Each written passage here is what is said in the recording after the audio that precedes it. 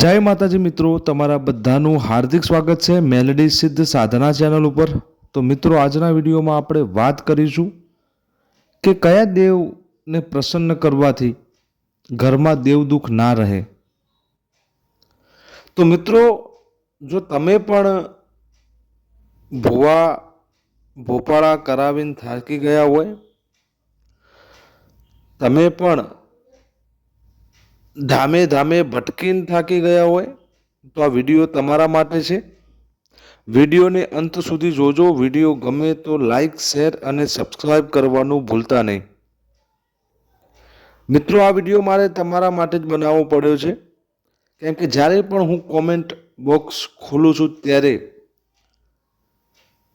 ઘણી બધી એવી જ કોમેન્ટો હોય છે કે ઘણા બધા દેવળ કર્યા, ઘણા બધા ભુવાજી ફરી ચૂક્યો છું, ઘણા બધા ખર્ચા કરી ચૂક્યો છું, ઘણા બધા વર્ષોથી હેરાન પરેશાન છું, દેવ દુઃખ જતું નથી,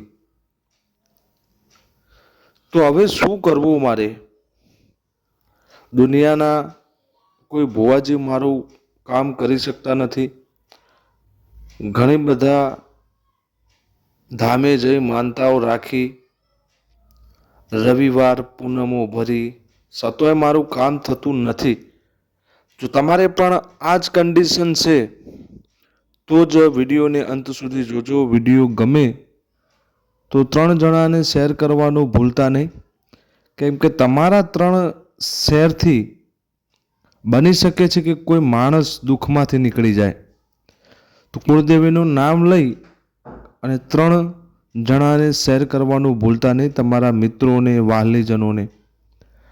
મિત્રો, તમારે પણ જો કદાચ કોઈ જગ્યાએ ના ફરવું હોય, કંટાળી ગયા હોય, થાકી ગયા હોય, ઘેર બેઠા રસ્તો જોવે છે, તો આ 3 દેવને પ્રસન્ન કરી નાખો। દુનિયાનું ગમે તેવું દુઃખ તમારા ઘેર તૂટી પડ્યું હશે, 100% રિઝલ્ટ દેખાશે, 100% તમારા જીવનમાં પરિવર્તન આવશે। આ હું બોલવા માટે નથી બોલતો, આ જ સત્ય છે। આ સત્ય બીજું તમને કોઈ એટલા માટે નહીં કહેતું કે આ સત્ય જો કદાચ તમે જાણી જાવશો તો ઘણી બધી દુકાનો અત્યારે જો નવી ખુલી છે એ બંધ થઈ જશે। ભાષા મારી તમને કડવી લાગશે, પણ દુઃખમાંથી બહાર નીકળવું હશે તો જ વિડીયોની જાણકારી લેવાની। વિડીયો ના ગમે તો સ્કીપ કરી શકો છો, કોઈ વાંધો છે નહીં। પણ દેવ દુઃખ મટાડવું હોય, ઘરમાંથી દુઃખ નીકાળવું હોય તો જ આ વિડીયો જોવાનો। મિત્રો, 3 એવા દેવ છે કે જે તમારા ઘરે જો કદાચ પ્રસન્ન બેઠા હોય તો કોઈ તાંત્રિક ક્રિયા તમારા ઘરે થઈ ના શકે, કોઈ બહારનું દેવ તમારા ઘરે આવી ના શકે, તમને દેવ દુઃખ પહોંચાડી ના શકે, કાવતરા તમારા ઉપર હાવી ના થાય, તંત્ર વિદ્યા, મેલી વિદ્યા, દેવનું બંધન, આ બધી અંધશ્રદ્ધામાં તમારે જવું જ ના પડે જો કદાચ આ 3 દેવ પ્રસન્ન હોય તો કયા 3 દેવ છે એ તમને જણાવી દઈશ। કેવી રીતે પ્રસન્ન કરવા એ જાણવું હોય તો કોમેન્ટમાં માતાજીનું નામ લખી અને યસ લખી દેજો, તો નેક્સ્ટ વિડીયો હું એના ઉપર લઈને આવીશ। તો હું તમને જણાવું છું આ 3 દેવ, કે આ જો 3 દેવ તમારા ઘરમાં પ્રસન્ન હોય તો દેવ દુઃખ આવે જ નહીં। પછી તમારે એવી કોમેન્ટ કરવી જ ના પડે કે રસ્તો બતાવો। મિત્રો, આપણા ઘરમાં સૌ પ્રથમ આપણી કુળદેવી, બીજા નંબરે છે તમારા પિતૃઓ અને પૂર્વજો, અને ત્રીજા નંબરની જે વાત કરીએ તો જે તમારા ઘડિયા જે દેવને પૂજતા હોય, જે દેવનો દીવો તમારા ઘડિયાએ તમને બતાવ્યો હોય, જે દીવો તમારા ઘરે થતો હોય, નથી થતો કોઈ પ્રોબ્લેમ નથી, પણ થતું હોય તો ત્રીજા નંબરમાં એ દેવ આવે છે। મિત્રો, જેના ઘરમાં કુળદેવી પ્રસન્ન હોય એના ઘરમાં કોઈ દિવસ પ્રગતિ અટકાય નહીં. કોઈ બહારનું દેવ તમારા ઘરે ન્યાય લેવા હોય ને તો એ ના આવી શકે. જો તમારા કુળદેવી પ્રસન્ન હોય તો દેવ દુઃખની તો વાત જ તમે મૂકી દો. કુળદેવી પ્રસન્ન હોય તો. અમુક નથી કહેતા કોઈએ દેવ મોકલ્યું છે તમને હેરાન કરવા, પરેશાન કરવા, કોઈએ મેલું દેવ મોકલ્યું છે, શબ્દોવાળું દેવ મૂક્યું છે. કુળદેવી પ્રસન્ન હોય તો હું તમને 100% ગેરંટી આપું છું કે એ વસ્તુ બને જ નહીં તમારા ઘરે.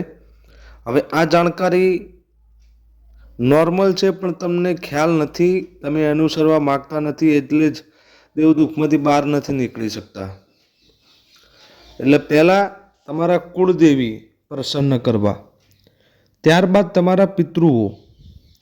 ઘરમાં જે તમારા ઘેડિયા છે, જે પિતૃઓ બન્યા છે, એમની નારણ બલિ ના કરતા એમને પ્રસન્ન કરો, એમને પૂજો. એમને પૂજવાથી તમારે કોઈ ધામે જવાની જરૂર નહીં પડે, કોઈ જગ્યાએ રવિવાર ભરવાની જરૂર નહીં પડે, કોઈ ભુવાજીને નમવાની જરૂર નહીં પડે, પૈસા ખર્ચવાની જરૂર નહીં પડે. કેમ કે ઘરમાં કોઈ દિવસ કંકા કજ્જુઓ પ્રગતિ અટકાશે નહીં, લગ્ન સંબંધી બાબતો અટકાશે નહીં, પુત્રો કે પુત્રી ના થવી, સંતાન ના થવા, આ બધી પ્રોબ્લેમ કોઈ દિવસ આવે જ નહીં. જ્યારે પિતૃઓ અને પૂર્વજ પ્રસન્ન હોય.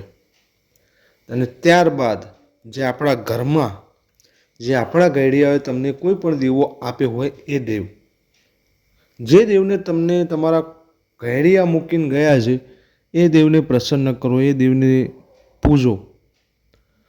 એ દેવને પૂજવાથી મિત્રો એ પ્રસન્ન થઈ જશે. એટલે તમારી જે ધારેલી મનોકામનાઓ પૂર્ણ નથી થતી એ પૂર્ણ થશે. કોઈ એવી વસ્તુ નહીં હોય જે તમને જોઈતી હશે, તમારા જીવન જરૂરિયાત હશે, જે તમારા જોડે નહીં હોય. જો આ 3 દેવ પ્રસન્ન હશે તો તમારે કોઈ ધામે જવાની જરૂર નહીં પડે, કોઈ જગ્યાએ નમવાની જરૂર નહીં પડે, કોઈ જગ્યાએ બાધા બંધુકડી લેવાની જરૂર નહીં પડે. હું ખાલી હવામાં વાત નથી કરતો. એકવાર 3 થી 3.5 મહિના આ વસ્તુ કરી, આ દેવ પાછળ મજૂરી કરી અને તમે રિઝલ્ટ જોજો. કદાચ તમારા મગજમાં એવો પ્રશ્ન આવ્યો હોય કે ભાઈ આ 3 દેવ તમે કીધા કેવી રીતે પ્રસન્ન કરવા, તો આ પ્રસન્ન કરવા તમે માગતા હોય તમને ખ્યાલ નથી, તમે કોમેન્ટ કરી શકો છો. નેક્સ્ટ વિડીયો હું એ ઉપર બનાવીશ. વિડીયો 3 માણસને શેર જરૂરથી કરજો, જે ઘણા વર્ષોથી દેવ દુઃખમાંથી નીકળી નહીં શકતા, જે દેવ દુઃખમાંથી નીકળવા માગે છે, બધા રસ્તા કર્યા છતાંય નથી નીકળવા માગતા. એમને એકવાર આ રસ્તો બતાવજો, મારી નમ્ર વિનંતી છે. તમારો કોઈ રૂપિયો ખર્ચવાની જરૂર નથી કે તમારો એક શેર કરવાથી, લાઈક કરવાથી, સબસ્ક્રાઈબ કરવાથી તમારો રૂપિયો ખર્ચવાનું આવતું નથી. ઘેર બેઠા સૌને સમાધાન મળે એના માટે એકવાર સબસ્ક્રાઈબ કરીશ ચેનલને અને શેર કરજો 3 માણસને અને કોમેન્ટમાં લખી દેજો તો તમને આ 3 દેવને પ્રસન્ન કરવા હોય અને આ વિષય ઉપર તમારે ડિટેલમાં માહિતી જોતી હોય તો મળીએ આપણે નવા વિડીયો સાથે. ત્યાં સુધી જય માતાજી, જય મેલડીમાં, હર હર મહાદેવ.